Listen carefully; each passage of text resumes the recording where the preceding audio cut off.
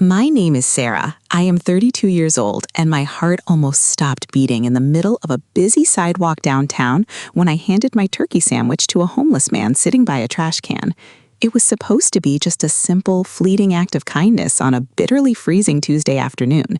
The wind was howling through the tall buildings, biting at my cheeks, and I was rushing back to my warm office.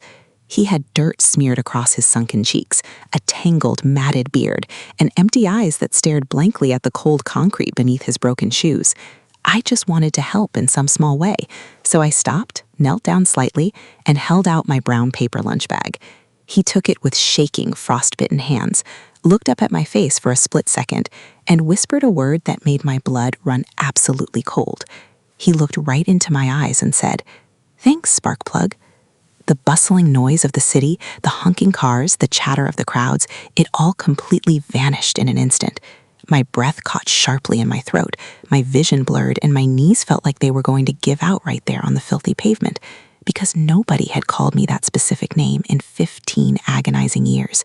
A secret nickname that belonged to only one person in the entire world, a person who had vanished like a ghost when I was just a teenager. Before I explain what happened in the chaotic moments right after he said that name, I want to pause for just a second. I am sharing this deeply personal, painful story from my home here in the United States, and I always wonder how far these life experiences travel across the internet. Tell me in the comments, what city and state are you listening from? I really love reading your responses and knowing where my words are reaching. Now, to make you truly understand the absolute paralyzing shock of that moment on the sidewalk, I need to take you back to the beginning, to the days when my family was whole and happy, before the nightmare started. My older brother, Tommy, who is now 35 years old, was my absolute hero when we were growing up. We lived in a quiet, tree-lined suburb, and our childhood was the kind of normal that you only appreciate once it is gone forever. My father, David, who is now 60 years old, was a mechanic with rough hands and a soft heart. My mother, Mary, now 58 years old, was a school teacher who filled our house with the smell of baked goods and endless patience. Tommy was 3 years older than me, but he never treated me like an annoying little sister. We were a team. He was the loud, funny, adventurous one, and I was the quiet observer who followed him everywhere he went. The nickname Sparkplug started when I was about 7 years old. My dad was restoring an old classic car in our detached garage, and Tommy and I were his little assistants. One Saturday afternoon, I accidentally dropped a brand new spark plug into a completely unreachable crevice of the engine block. I started crying, terrified that Dad would be furious, but Tommy just laughed his loud, contagious laugh, reached his skinny arm into the greasy engine, pulled it out, and wiped my tear for his dirty hands.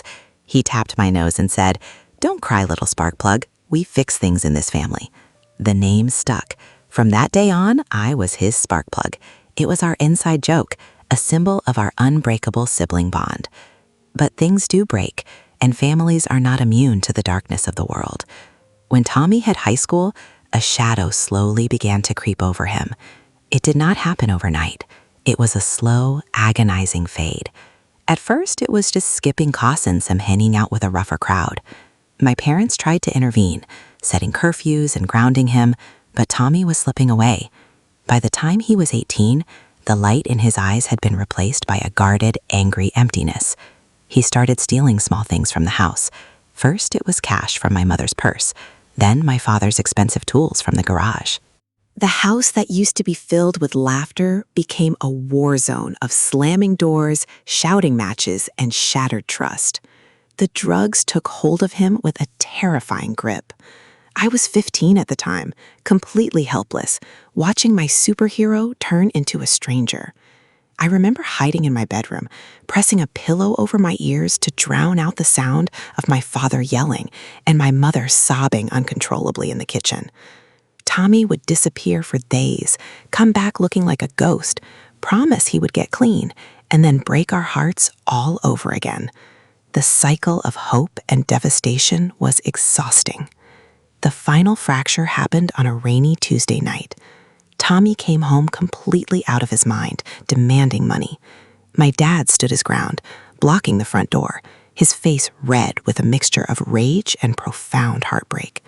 He told Tommy that he could not stay in our house if he was going to continue destroying himself and dragging our family down with him.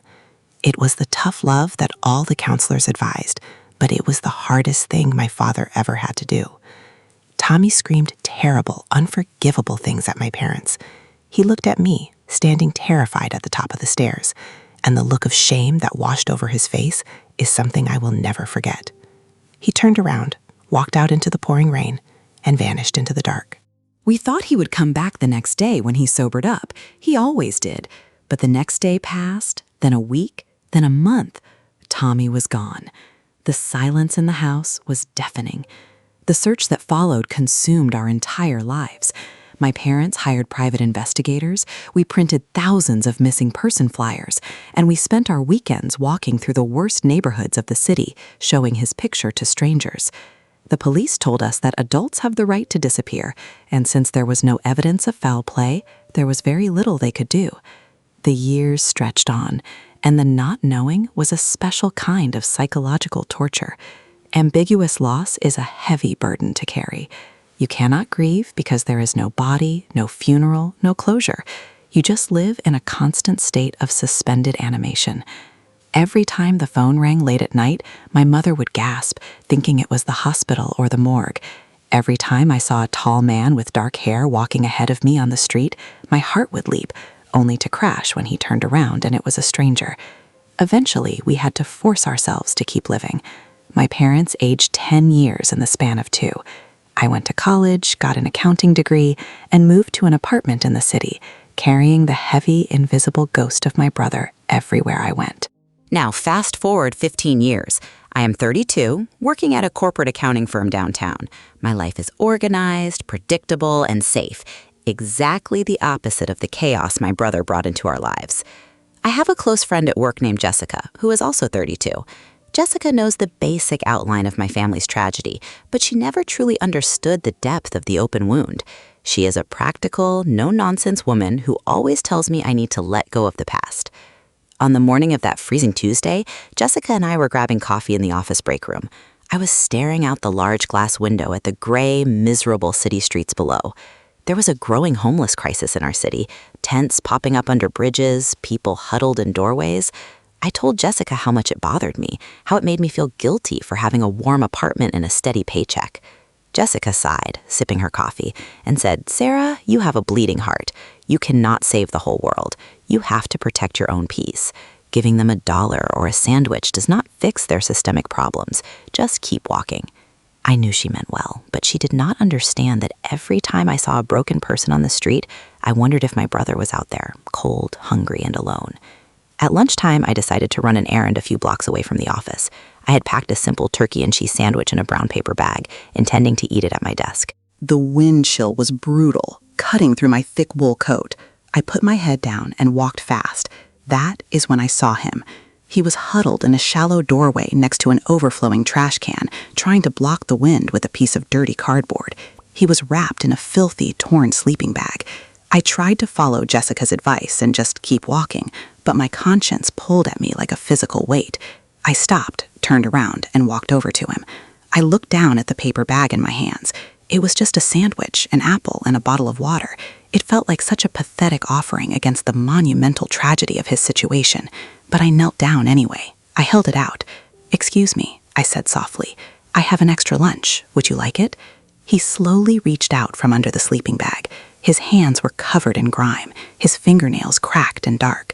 He took the bag, and for a fleeting second he lifted his head. His eyes met mine. They were faded, tired, and surrounded by deep, dark circles. And then, in a voice that was raspy and broken, he whispered, "Thanks, Sparkplug." Time completely stopped. The universe collapsed into that single doorway on that freezing street. Sparkplug. The word echoed in my brain, bouncing off the walls of my skull. I stared at his face, looking past the matted beard, the dirt, the wrinkles of hard living. I looked at the shape of his nose, the curve of his brow. It was impossible. It was a statistical impossibility.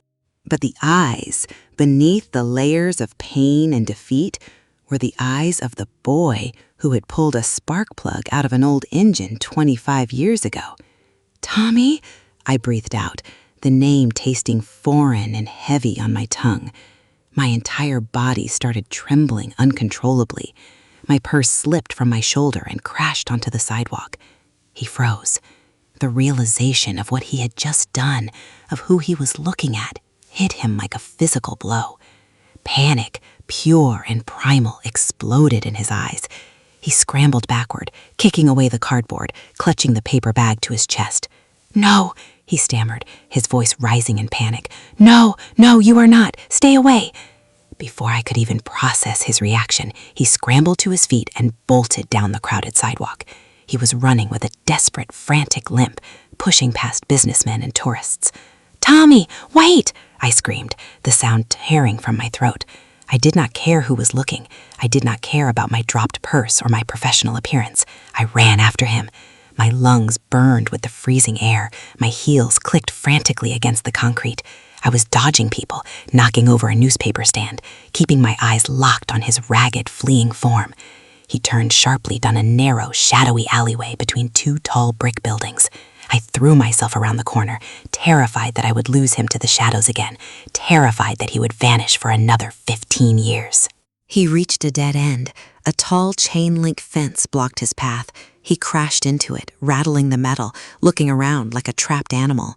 I slowed down, gasping for air, the cold wind whipping my hair across my wet face. The alley smelled of rotting garbage and damp brick. I took a slow, cautious step forward. "Tommy," I said, my voice cracking with emotion. "Please, please do not run from me. It is me. It is Sarah." He slid down the chain-link fence until he was sitting on the wet pavement, pulling his knees up to his chest, trying to make himself as small as possible. He buried his face in his dirty hands, and a terrible, gut-wrenching sob echoed through the alley. It was the sound of 15 years of absolute misery breaking open. "Do not look at me, Sarah," he cried, his voice muffled by his hands. "Please, God, do not look at me. I am a monster. I am dirt. I am nothing." I did not hesitate.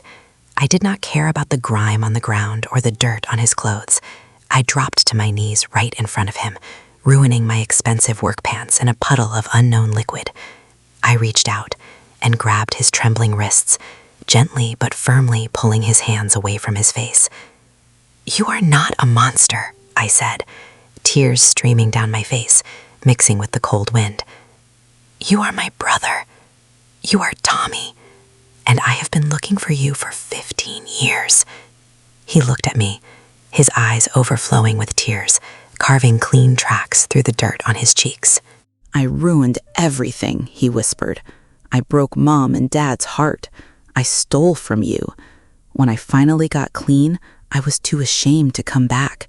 I thought you were all better off without me. I thought you would hate me, so I just stayed away. And then things got bad again, and I ended up here. I am so sorry, Sparkplug. I am so sorry." My heart shattered into a million pieces hearing his confession. The tragic irony that his own shame had kept him on the streets, believing he was unlovable, while we had spent every single day wishing he would walk through the front door. "We never hated you," I cried, gripping his hands tighter. "We never stopped loving you. Mom still sets an extra place at the table in her heart every single day. Dad still goes out to the garage and stares at your old tools. We just wanted you alive, and you are alive. You are right here." I refused to let him go. I pulled my phone from my coat pocket with a trembling hand and dialed my mother's number. It rang twice before she answered. "Hello, sweetie," she said, her voice warm and familiar. "Mom," I choked out, trying to catch my breath. "Mom, are you sitting down? Is Dad there?" "Sarah, what is wrong? You are scaring me," she said, the panic instantly rising in her voice. "I found him, Mom," I sobbed, looking right into Tommy's terrified eyes. "I found Tommy, and I am bringing him home." There was a sharp gasp on the other end of the line, followed by the sound of a glass shattering against the kitchen floor. Then I heard my father's voice in the background, yelling, asking what had happened. I hung up the phone, wrapped my arms around my brother's frail, freezing shoulders, and pulled him up from the alley floor. We walked back to the main street. I retrieved my purse from a kind stranger who had guarded it, and I hailed a taxi. The ride to the suburbs was the longest hour of my life. Tommy sat silently, staring out the window, terrified of what awaited him. When we finally pulled into the driveway of my childhood home, the front door was already open. My father, a man who rarely showed emotion, a tough mechanic who had kicked his son out 15 years ago, came running down the front steps.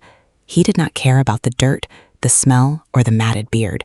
He crashed into Tommy, wrapping his strong arms around him, burying his face in his son's shoulder, and weeping with loud, heaving sobs. My mother came running behind him, collapsing into the embrace, kissing Tommy's dirty face, repeating, "My boy, my boy, my boy," over and over again. I stood back by the taxi, watching the 15-year nightmare finally come to an end. It was the most beautiful, heartbreaking thing I have ever witnessed. But life is not a movie, and love alone does not cure everything instantly. The road ahead was incredibly difficult. We got Tommy inside, got him a warm shower, clean clothes, and a hot meal. The next day, my father and I drove him to a professional rehabilitation facility. There were dark days, moments of severe withdrawal, panic attacks, and times when Tommy wanted to run away again out of pure fear. But this time, we were there. We went to family therapy, we talked through the pain, the anger, and the lost years. It has been 2 years since that freezing Tuesday afternoon. Tommy is now 37. He is clean, sober, and working alongside my father in the garage, restoring cars just like they used to. He still has scars, both visible and invisible, but the light has returned to his eyes. He is my hero again, not because he is perfect, but because he fought his way back from the absolute bottom of the abyss. And he still calls me Sparkplug. Looking back on that day, I realize how incredibly fragile life is, and how a single, seemingly insignificant choice can alter the course of destiny. If I had listened to my coworker, if I had kept my head down and walked past that doorway, my brother might have died on the streets, thinking his family hated him. I learned that kindness is never wasted, and that you should never, ever give up hope on the people you love, no matter how far gone they seem to be. Now, I want to ask you a question after hearing my story. If you were in my shoes, running late on a freezing day, would you have stopped to give your lunch to a stranger on the street, or would you have kept walking? Be honest with yourself. Thank you for listening to my Desabafo, for letting me share the heaviest burden of my life with you. Until the next story.